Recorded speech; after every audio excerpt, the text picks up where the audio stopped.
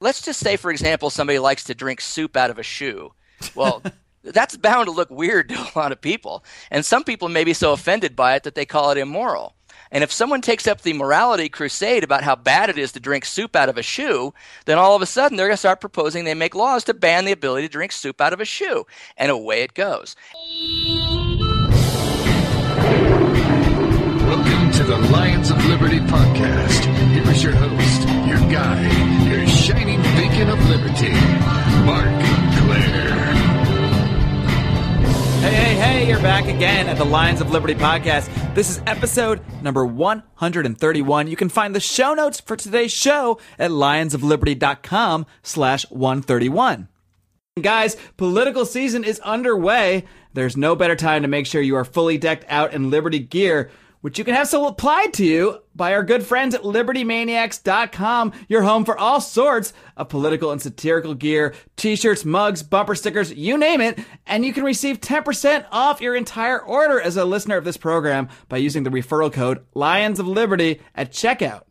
And if you're anything like me, and you're just fed up with dealing with health insurance companies, fed up with being mandated to purchase health insurance, well, guess what? There is an alternative, and it is completely legal, and it is much more palatable, both financially and to your Liberty soul. That is, of course, the package put together by our great sponsors at Health Excellence Select. To find out more about this exciting alternative, head over to lionsofliberty.com/health. My guest today is a candidate for the Libertarian Party nomination for president in the 2016 election. He is also the author of the book, Take Everyman Down, a 12-step program to servitude of the American Populace and Destruction of the American Dream. Boy, does that sound cryptic. Steve Kerbel, welcome to the Lions of Liberty podcast. Hey, thanks a lot, Mark. It's great to be here. Well, Steve, it's great to have you on. I'm always interested in talking to people who are out there promoting the ideas of liberty, and that's exactly what you're doing with your push to represent the Libertarian Party in the 2016 election. We'll talk about that more in a second, but why don't we first start off just finding out more about where Steve Kerbel is coming from. So why don't you just tell us how and when you first became interested in the ideas of liberty? How did you come to identify as a libertarian? Well, it was a short road and a long road. I remember that the very first election I voted in was 1980, and that's when it was Reagan and it was Carter running for re-election, and there was a guy by the name of Ed Clark who was actually getting a lot of press those days. And I was 18 years old. I've always been a political junkie, so I was even getting interested in the Libertarian Party back then. As the years went by, I've watched a lot of changes and a lot of similarities between the old parties, and then in 1992, I was pretty excited that Ross Perot had dug in as deeply as he did as a not a member of one of the old parties, and so I mean I probably have been voting Libertarian consistently for over a decade. It ultimately came to me that this was the way for our kids and their kids and beyond to actually have some liberty in their lives, and that's very important to me. And let's touch on your book real quick a second. What prompted you to write that book? Because as I said, it's a little bit of a cryptic title, but I believe it's a little tongue-in-cheek. You're not actually promoting the servitude of the American populace and the destruction of the American dream. No, I am not promoting the destruction of the American dream. It's interesting that the concept came to me, and I was so interested in it that I just basically kept writing until the book was done. And what it's really about is it's trying to identify the real culprit in the path that I'm seeing of our liberties going away, the American dream being more and more difficult, if not impossible, to achieve. And I really wrote the book for the purpose of getting people to pay attention to what they're doing, what they're seeing, the trends that are happening, that it's not rocket science to figure out that we're giving away our liberties, and in doing that, we're also giving away our abilities to earn a living on our own terms. You mentioned the culprit. What do you think the main reason, if you had to identify one thing, that this is kind of happening in America? Well, that's a tough one because there's a lot of reasons. But if you try and boil it down, I mean, it's political. It's the fact that I believe that the Republican Party and the Democratic Party have done a tremendous job of public relations, making people believe that they're so different that they're scared about the other one getting in. And so what's happened is people don't recognize that they're going down the same path of taking away liberty, of cheerleading for things that shouldn't be cheerleaded for, and basically trying to open up people's eyes that we can still be in control of this country. And I think that that's really the ultimate goal of the book, is to give some evidence to people so that they can see where we've been, where we're going in rather obvious terms, but also trying to keep a little interest in the book. I mean, I talk about this fictional group called the Council, which is these evil group of people that want to take away your freedom. And I don't want to give away the ending of the book, but you do find out in the end who the Council is. Aha. So we'll leave that one hanging for everybody out there to give you a little incentive to go check out Steve's book, which of course we will link to in the show notes for the show over at lionsofliberty.com. Now, Steve, you've come to this sort of moment in your life where you've come into the ideas of liberty. You see the things that are wrong in the world. What made you choose that political path? Because many people don't choose that path. Many people do as you've already done, which is just write books or give speeches, but they might stay out of the political arena. So what prompted you to say, no, I need to actually get in there, get in the belly of the beast? Why did you decide to join the Libertarian Party and to run for president as you're doing now? You know, it's a very common statement in the libertarian community to say that being a libertarian is like being the only sober person in the car, but no one will let you drive. Well, you know, I think the alcohol wore off because boy, oh boy, is this obvious to me. And it seems that, you know, one of the things I've always done throughout my life, and for the good and for the bad, is that I've always made a lot of noise. I've always gotten a lot of attention in everything I've done. And I thought, you know, the idea of actually getting into politics has never really been something I would truly have considered until I realized that, you know, the years are going by, I'm getting older, my kids have grown up, and I just see that I may not have that much time to make a real impact that's going to improve this country that I love so dearly. And so I thought that, you know, maybe it's time to go ahead and put my neck on the chopping block, get out there, and make the biggest difference that I can. And I do believe that I have the ability to do that. And so where a lot of people might have kind of tiptoed their way into different political situations where they start for lower offices and work their way up. First of all, I don't know how much time I have really to do that, you know. And secondly, now seems like the timing is right. You know, I really think that, you know, if we get up there between like a Bush and a Clinton dynasty, I think watch out, America, because I think we're going to be blasting into the mainstream party after this election. And I think that if I can be the one to help us do that, then I have done my part for our country. Steve, I think you'll probably agree with me that one of the bigger challenges for a third-party candidate, whether it's a Libertarian or a Green Party or what have you, is really just overcoming that perception that, you know, there might be some great guys running on these other tickets, but at the end of the day, they're not going to make an impact. They're not going to be in the debates, and, you know, only the Democrat and Republican candidates are really going to matter. So how do you plan to fight that perception? How can we actually battle this idea that really seems to perpetuate everybody's minds in the political arena here in the United States, that there is a real alternative to the mainstream, to the Democrats and the Republicans, the corporatist parties, as I would call them? Mm-hmm. Well, I mean, I think it takes a serious, aggressive, and edgy and smart attack. And I think that, you know, I will be reaching out to all the major networks over and over again, trying to get exposure, trying to get us on there.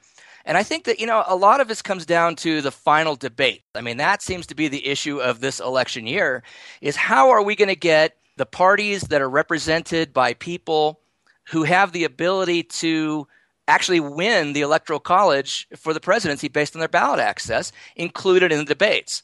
Well, there are lawsuits, but I got a better way. I think that I really can't picture the lawsuits getting anywhere before this election happens. And so I think you just got to be a thorn in their side. I think really that's what you got to do. You got to get out there and make as many public representations, basically goading the Republican and the Democratic nominees into a debate. Say, why are you afraid? What's your concern? I mean, are you afraid the Americans are actually going to see anything other than your own view, which is basically the same?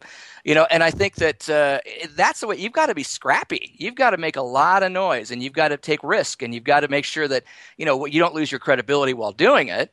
But I think you've got to get out there and make a lot of noise. And I think that that's the way you go about it, is getting to those debates, making lots of public statements, getting a lot of press. And I think that, you know, you've got to be creative to do it, because right now the deck is stacked against us, as much of the mainstream media is also controlled by the old parties. So, you know, I just think it takes a lot of risk taking. I've taken a lot of risks in my life, and I think this is right up my alley.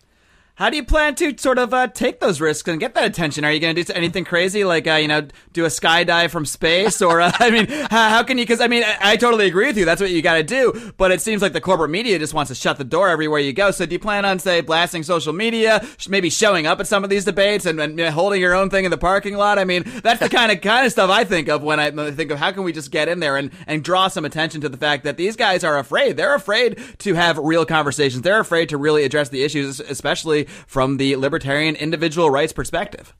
Well, those are all great ideas, Mark. But on top of that, get your space jumpsuit ready. We'll see about that one. But no, I've already begun. Actually, I have already begun a campaign of contacting, the major news networks. Trying to say, call attention to the Libertarian Party and trying to make them realize the fact that we are the fastest growing political party in the United States. And maybe they should jump on now rather than later so that perhaps, when we're the major party in the United States, that we'll actually talk to them. So I think you really have to be very creative and you just can't give up. If you've got to send an email, you got to send a letter, you got to make a phone call, and you got to do it over and over and over again. And when you get the ability to have a more public exposure via whatever media that you're on, you continue to say these things. You continue to make these comments. You contact the news sources. You contact the newspapers. You contact the magazines. You get out there with social media. And you've got to make such a stink, for lack of a better term, that they're going to have to pay attention to you. The thing is, it is a fine line because you can't get out there and look like a crackpot. You got to be serious. You got to look serious.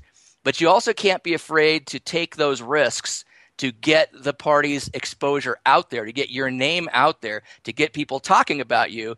And if they think that here's this guy, he's a libertarian, but, he actually thinks he can win, well, maybe we should listen to what he has to say. I think that those are the kinds of things you got to do. So, Steve, I'll just ask you straight up. Do you think that you can win in 2016? Do you think a libertarian candidate, if they make enough noise, if they can wiggle their way into the mainstream conversation, do you think you can actually get the votes, the electoral votes it would take to become president? It's an uphill battle, and the stars would have to align. But, there is an outside chance of this. The big thing is you have to start creating the noise out there. You got the banter, the talking, the attention, to the point where, there is something different, but people have to get excited about it pretty fast. I'm not saying it's not going to be extremely difficult and bordering on the highly improbable, but as I say, if the stars align, it's a possibility.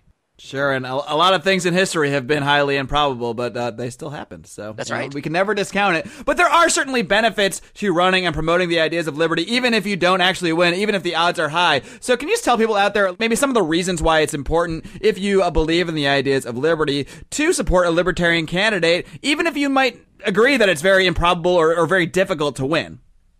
Well, I think that one of the big things is we have to really explain to the public about what it is that we stand for. And, I've heard basically the simplest explanations of our skeletal platform is, don't hurt people and don't take their stuff. And most people are going to agree with that. And then when you begin to expose them to some of the other things that we stand for regarding, as far as personal liberty affecting taxation, as far as personal liberty affecting the making of laws and the enforcement of laws, regulation. I think that for me, I am about personal liberty. I believe that the founding fathers created this country based on their experience in England to make for a real free country. And I think that people have not looked at things globally as the years have gone by. And I think that it's very difficult for people to see anything other than how their own world affects them. And so I think that we have to be able to get people thinking and remembering how what the founding fathers did was relevant to their lives today. I think people need to remember the fact that the Bill of Rights was there to protect us against our own government. There are people out today that believe that the Bill of Rights doesn't apply to them because it happened centuries before they were born, because they haven't really taken the time to understand how important that is. So ultimately, what I stand for is personal liberty, and everything that we present is an offshoot of that desire to allow for personal liberty for the generations to come. Let's get a little more into what you stand for, Steve. So just looking at your website, You state there, today so many Americans view the government as an us versus them relationship. So can you elaborate on that statement and why that's a problem and what we can actually do to change that attitude? Well, of course, the country was founded for the purpose of being of the people, by the people, and for the people. And I think that that needs to continue. I mean, the whole purpose of the United States was so that people could have a say in how they live their lives and to protect themselves against government tyranny. And I think that today, when you talk to people and they say, well, I just want this thing from the government, I don't think they remember or even are mindful of the fact that the government is their neighbor, it's the people across the street, it's their family, it's themselves. And I think that they look at the government as an entity different from anything that relates to anyone that they care about. And I think that's very, very dangerous, because with that separation is a reduction in personal liberty, such as experienced in the Soviet Union, if you think about it. Look what happened with the spying via the NSA. You know, the privacy is a very important thing for us because it allows us to live our lives with autonomy and with personal choice. And I think that it's very, very important that people recognize that the government needs to be us, because if they don't, then we lose all of our freedom. Sure, and it's a pretty common attitude I see in libertarian circles or anarchist circles. It's sort of that Rothbardian, the government is not us, we are not the government. And in some sense it's true. I mean, if the government sends people to go bomb a village in Afghanistan, I don't think that I, as an individual who's opposed to that action, is responsible for it in any way. I don't agree with it. They took the money for it, against my will. But at the same time, in many ways, like you're saying, we are all the government, because at the end of the day, I mean, the government can only do so much. It can only really reflect the beliefs of the population, really. And so, I mean, when we have a war on drugs, the reason for that is that the vast majority of people still support a war on drugs. They want that. The vast majority of people still want a military all over the world fighting all these wars. And until the people actually change their minds and realize, yes, we have to change our beliefs, we have to change our neighbors' beliefs to really change the government. I mean, a lot of people are still going to have that sort of us versus them mentality when they see the government doing all these things that they sort of disagree with. Yeah, I think you're right. And I think that, but I think what I'm seeing nowadays is less people are supporting the war on drugs. Absolutely. People are recognizing the fact that, first of all, it didn't do any good. And I think that the people I like to talk to the most are the ones that relate it back to prohibition of alcohol, because you know how well that worked. And so that's the thing is, when I think about it, whenever we prohibit anything, whenever we ban anything, with the exception of slavery, I can't think of anything that was banned that was actually stopped from occurring. Whether it was, prostitution, whether it was drug abuse, whether it was, anything that people disliked. It's kind of funny. I will give you a little excerpt from my book, and it's a similar situation. As I was trying to explain this very idea by saying, well, let's just say, for example, somebody likes to drink soup out of a shoe. Well, that's bound to look weird to a lot of people. And some people may be so offended by it that they call it immoral. And if someone takes up the morality crusade about how bad it is to drink soup out of a shoe, then all of a sudden they're going to start proposing they make laws to ban the ability to drink soup out of a shoe. And away it goes. And this is the same thing as any activity. Because, I mean, if you think about various things throughout history, religious practices, people do things. I mean, if you shake hands with your right hand, you decide you want to do that with your left hand, and people think that that's wrong, so they want to make it illegal. People are real good at wanting to stop other people from doing things that don't affect. And I think that this is the situation with the war on drugs. I think that, it's dumb. It didn't work. It's created a nation of criminals. Apparently 22% of Americans now have criminal records, which is going to hamper their abilities to get jobs. So, this is going to keep going. And if we don't stop making these crazy laws that are controlling what people do with themselves, their own bodies, that don't affect anybody else, we're going to have 60% of America with criminal records. And we're going to be plundered because small business is dead, because the government has stopped your ability to function at all on your own. And everyone has to work for big business or the government, and they've all got criminal records, so they can't work for big business or government. This is a dangerous situation, and it's a spiral. And it's very obvious to me that we've got to do something about it. And it's the same thing when it comes to war on foreign lands. we as people don't really want to go out and kill a bunch of people. If you ask us, well, we want to go and, kill a bunch of people across the street because we disagree with what they're doing and we're afraid they're going to hurt us, no one's going to agree to that. So why is it okay to go across the world and blow up lots and lots of people, to commit mass murder at our expense without our choice? These are dangerous, dangerous situations. And I think that something has to be done about it. And the longer it's allowed to go on, the harder it's going to be for us to come back. Steve, also over at your website, you state very simply, the less interference, the better when it comes to government. So I'm curious, when do you believe it is ever appropriate for the government to interfere in the lives of others? Is there a role for some interference by the government in certain circumstances? Of course there is. I'm not an anarchist. You'd probably call me more of a minarchist, but I think that, government's a necessary evil. I mean, when it comes down to, who's going to fight the fires, we do have to enforce the laws we make. We just got to stop making such crazy laws, such voluminous laws that create all these victimless crimes.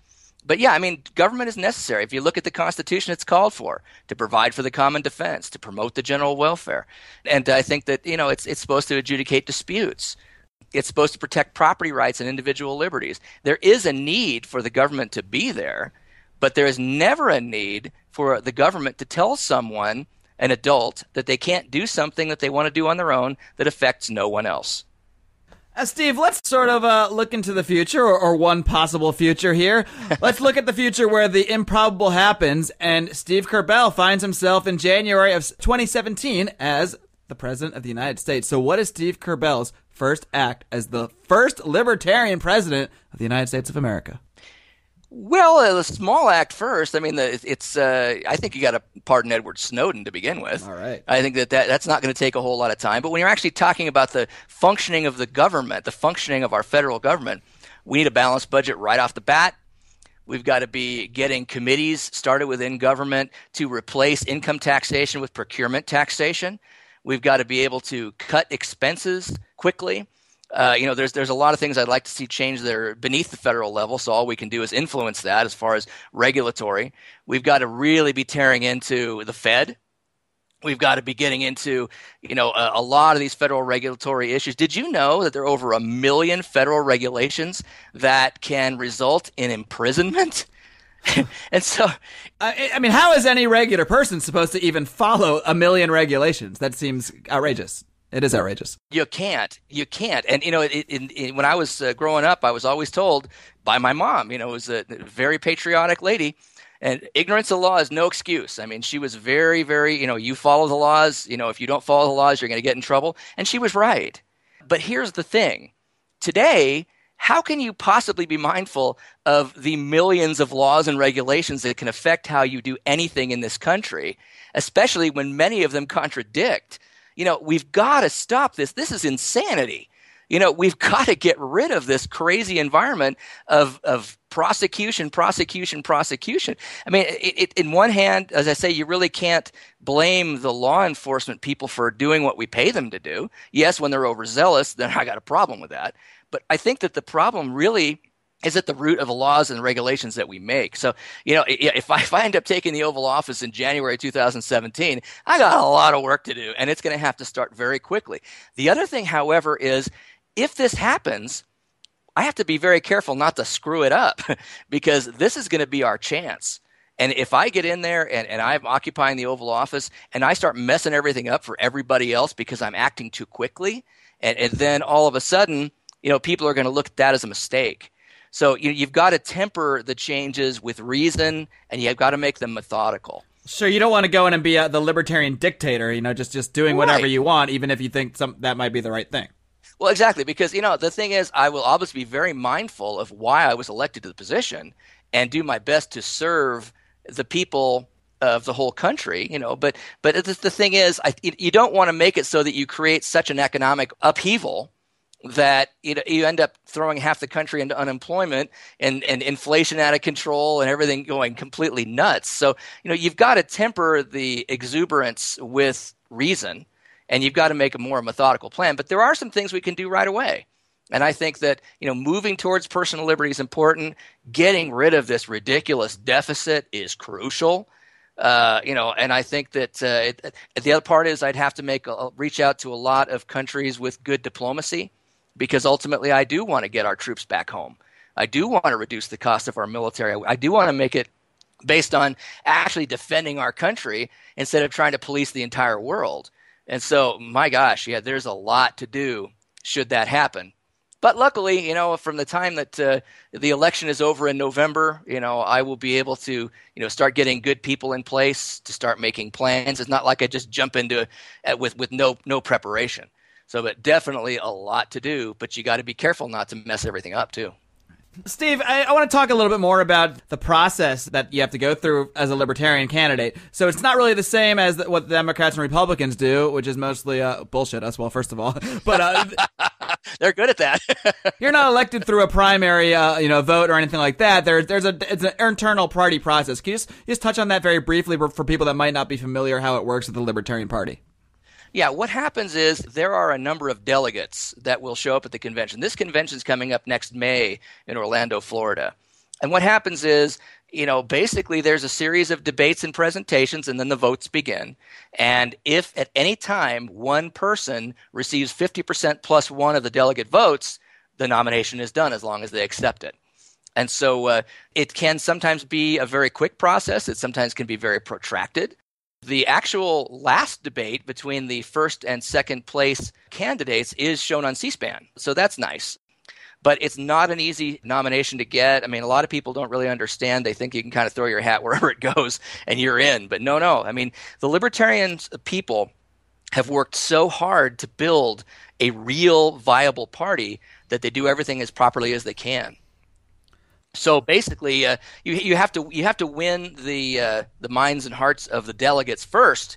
Make sure that you're putting forth a message that they think you're the right person to represent the views and goals of the Libertarian Party in the presidential election. So do you have any idea who you're going to be competing against for this nomination? I know I think people assume Gary Johnson is going to run eventually. I don't think he's officially announced yet. I've heard even Jesse Ventura claim he's going to waltz into the convention and try to, get the Libertarian nomination perhaps. So can you just kind of run down who you see as the competition for this role? Yeah, I mean, certainly, Gary Johnson is very popular within the party, and we are not sure if he's gonna declare or not. As of now, he has not. And then, of course, that I'm in there, and then another one who I've been running into a lot is Mark Allen Feldman, who is an anesthesiologist from Ohio. And there's been some other people who have declared who haven't been as aggressive, or at this point, you never know, they could be in the future. I always make it a point, though, with the exception of Jesse Ventura, who I will bash. All right, let's do that for a second. Okay. What's your issue with Jesse? Well, I mean, he's not a libertarian. I mean, I've gotten to know so many people around the country who have worked very hard as activists within the Libertarian Party. And so Jesse Ventura has publicly stated that, well, I'm not a libertarian. I'm an independent. I'm basically a Venturian, so he wants to come into the Libertarian Party, interestingly enough, 1 month after the convention, which I think is amusing, and just say, how's that going to work? Hey, I'd like to go ahead and use all of your hard work and your ballot access to promote my own individual goals without even really helping you at all. Hey, is that okay? So when I think about that presentation, all I can think to myself is if he actually does show up on time instead of waiting a month late, I can't picture him really getting any votes, because people are going to be so offended that he wants to basically, stomp on their thunder, not represent the work that they're doing and have dedicated much of their lives to doing for his own personal benefit. So, no, I don't see him as a legitimate alternative. I mean, certainly Gary Johnson, he's very popular in the party, and Mark Feldman, he's gaining popularity. I'm working very hard to make a name for myself, and I've made a lot of friends in the party. But the fact is, I think that it really needs to be somebody who's really has the libertarian principles and goals in mind in order to represent the libertarians in the presidential election. How would you differentiate yourself from, say, a Gary Johnson? What would make Steve Kerbel a better candidate, a better representative of the Libertarian Party than Gary Johnson? Well, there's a lot of good things Gary Johnson's done over the years. He was a governor for 8 years of New Mexico. I mean, he was the nominee. I would have liked to see some more votes in 2012. I would have liked to see a more organized campaign in 2012. But if you look about the issues, there are several differences. I mean, while Gary is a libertarian, he was a Republican at one point with libertarian leanings. I was never that way. But the thing is, talking about a perfect example, privatized prisons. I am not a fan of privatized prisons because my libertarianism, my view of what's best for the people of our country is that they can choose their own way. And the problem is, as we've privatized the prisons, while Governor Johnson says that it is about a 53 or 56 cents on the dollar for private prisons versus government-controlled prisons, but at the same time, there's been a lot of people who've been sent to prison for financial reasons, and it's because of the fact that lobbyists from these private prison organizations have gone to try and create more laws that allow for more imprisonment.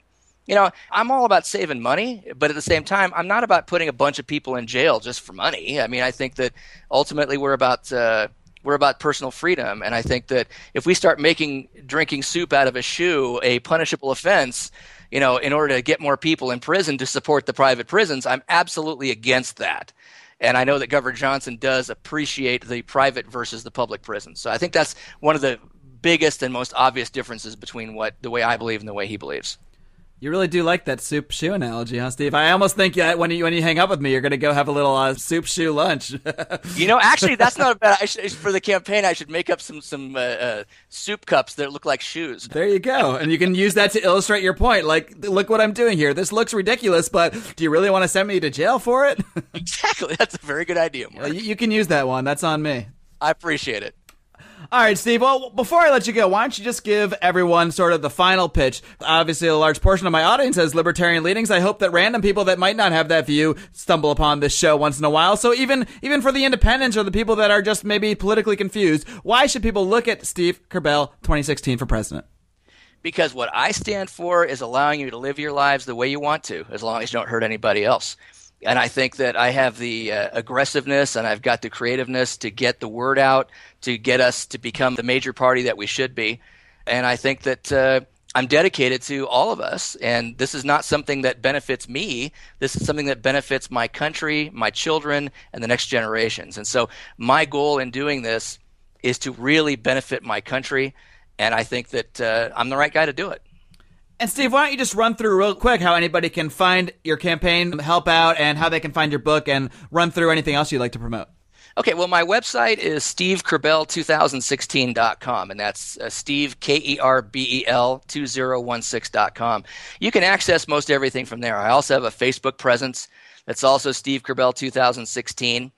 And I also would encourage you, when you get on the main website, to look at a couple things. I mean, look at the Road to Reform page, because one of the things that I've tried to do that no libertarian that I'm aware of has done in the past on a national basis is to really explain the road, the process it takes to get to the ultimate libertarian goals without upsetting the apple cart. That Road to Reform page should be something that appeals to libertarians and non-libertarians to see what is the benefit of doing what I believe needs to be done. Also, there is a link to my blog on the main page. I encourage everyone to read that and comment. And certainly through the webpage, you can get to basically everything that you'd need. And we are gathering the organization of volunteers right now, and certainly looking for more people to join us and help get the word out. And I think that we're certainly doing well, but we got a long way to go. And I believe I heard you mention somewhere else that if someone donates a certain amount, they can get a free copy of your book. Is that correct? As a matter of fact, that is correct. For all of your listeners, the first 100 people to donate $100 or more will get a free autographed copy of my book. And on top of that, certainly, I mean, if you can't afford the $100, $5, $10, anything is helpful. It's all about getting the word out. But absolutely, for the first 100 people from your show that will donate $100 or more, will get an autographed copy of my book for free. Well, Steve Kerbel, I'm certainly glad you're out there promoting the ideas of liberty and doing it in the political arena. There are many libertarians who just think we should retract from political action, but I don't see how that is going to help anything, so I'm certainly supportive of what you're doing, and I wish you the best of luck. I appreciate it. Mark, thank you so much for inviting me to be on your show, and best of luck to you as well. Sure thing, Steve, and we'll talk again soon. All right, thank you. All right, guys, I hope you enjoyed my conversation there with Mr. Steve Kerbel, a guy who to me sounds like a great candidate to represent the Libertarian Party, to represent libertarianism. Now, a lot of people they do. A lot of people do sort of reject political action in many ways. A lot of people out there as libertarians reject it outright. They just say, well, you can't fight the state by joining the state or stuff like that. And to me, that's just silly. I mean, if you just ignore the bad laws, if you ignore the war on drugs, it's not going to go away. You need to actually change the laws to change the way this war and other terrible rights-infringing laws are harming people. It's really simple, actually. So to act like we shouldn't get involved politically and express our views politically is absurd. It's actually counterproductive to promote that. There are other kinds of people who say, no, I agree with political action, but you're not going to get anywhere in these third parties. The Libertarian Party's a mess, and you got to support the Republicans and Democrats. Now, I'm not saying you can't. If there's Democrats or Republicans that you find worthy of your support, that you think are going to help promote individual rights, whether that's Rand Paul or someone else, by all means, support that person. But if we just accept that only Democrats and Republicans can make a difference just because the mainstream media tells us is that way, just because they're funded by the government, essentially, they're subsidized by the government, these two corporatist parties, if we just accept that and go along with it, even if we disagree with what they're doing and saying, well, we're just part of that system. We're helping with that system. So if you actually believe in what a Libertarian candidate says, if you believe in what you're hearing from Steve Kerbel more than what you're hearing from Rand Paul, or more than what you're hearing from these mainstream candidates, maybe you're a Bernie Sanders fan. I don't know. Hey, I like Bernie Sanders, but he's not getting my vote at all. He says a lot of things I disagree with. He doesn't have a conception of individual rights. That's the way I judge people. Well, the way I judge politicians, anyway. If I only judged regular human beings by whether they had a conception of individual rights, I probably wouldn't have very many friends. But, you know, and if you're turning your friends away because they disagree with you politically, well, you're doing it wrong. You're doing it wrong. Now, look, there's a lot of friends that I've given up on and don't try to have political conversations with anymore because some people just are not open to hearing other beliefs. Some people just want to straw man you all day long. So, yeah, I might give up speaking politically with some people. But don't reject your friends. Judge your friends on how they treat you. Getting into a little sidetrack here, but that's what I do. That's what I do here in The Last Roar. That's what I'm going to call this segment. Let's see if it picks up. Because I don't have a script. I don't know what I'm going to say. I just reflect on the conversation I just had. And I think I had a great conversation with Steve Kerbel there. I like Jesse Ventura as a guy. I like that he got in there and shook up the political system, ran as an independent. But the idea that he's just going to waltz into the Libertarian Convention after outright saying he's not a Libertarian, after just basically just saying he's not going to go through the regular process or be involved in the party or anyway, well, that's just ridiculous. If he wants to run, he should run either with a party that represents his beliefs or run as an independent, which I would fully support. He's probably better than any of the mainstream candidates. But he's not a Libertarian, and if you're a Libertarian and you support individual rights, it might make sense to look more towards a guy like Steve Kerbel. Or a Gary Johnson, or any of these other guys that might get involved in the race supporting the ideas of liberty. Because really, if you think Rand Paul is the right guy at the end of the day, fine, go ahead and vote for him. He's way better than most of the guys out there, especially in the Democrat and Republican Party. At the same time, Rand Paul has even said, much like Jesse Ventura, I'm not a libertarian. I don't want that label. I don't want that albatross around my neck. Well, Steve Kerbel doesn't see libertarianism or supporting individual rights as an albatross around his neck. He's going to go out there and support those views boldly and proudly. So it all depends on the way you see things. But let's not just give up and say, screw politics altogether. Because then you're just letting tyranny win. You're a part of the problem if that's your attitude. I've harped on this before in many other rants. Feel free to go back and listen to them all at our podcast archive, lionsofliberty.com/podcast, where you can find all our podcasts whenever I get around to updating it, that is. You can also join our conversation. Find us on social media. You can find us on Twitter at Lions of Liberty, Facebook over on facebook.com/Lions of Liberty. I would like to invite you, if you've made it this far into the show, to come over and continue the conversation with us. You can do that in the Lions of Liberty forum. You can look that up on Facebook. We will, of course, also link to that in the show notes for the show, which you can find at lionsofliberty.com/131. There's so many ways you can find this program if you are a fan of it. Of course, however you're listening right now, I don't know where you're listening right now. You could be on iTunes. You could be on Stitcher Radio. You could be listening to us over on YouTube. You can also hear us on the radio at libertytalk.fm Saturdays and Sundays at 6 p.m. Eastern throughout the week on the Liberty Radio Network at lrn.fm. Of course, the show is published every single Monday and Thursday at lionsofliberty.com. The only excuse for not listening, folks, is if you just don't like it. But then what are you still doing listening? Come on, guys. If you don't like it, turn me off. What am I going to say? Until next time, folks. Next week, I got a couple good interviews, as well as hopefully the return of our little Rand Paul analysis show. known as Rand, Pluses and Minuses with Brian McWilliams. Until then, folks, live long and live free.